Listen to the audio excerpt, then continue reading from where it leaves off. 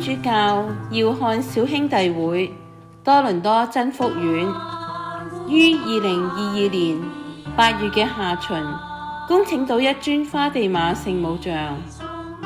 呢個係我哋修會嘅恩寵，亦都係我哋華人教友嘅恩寵。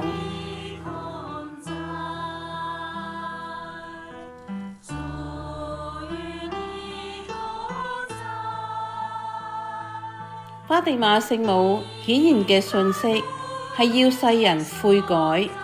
謙卑同埋為世界和平祈禱。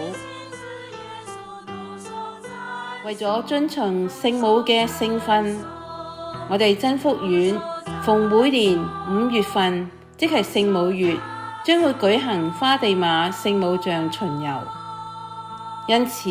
我哋誠意邀請大家參與呢個盛典，跟隨花地瑪聖母嘅腳步，效法聖母嘅方表，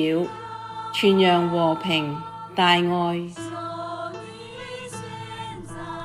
巡遊日期係定於每年5月第2個星期六，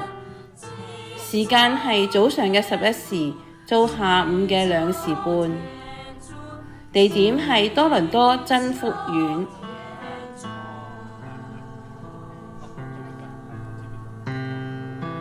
巡遊結束之後，將會舉行花地瑪聖母彌撒嘅慶典。彌撒之後有集體合照，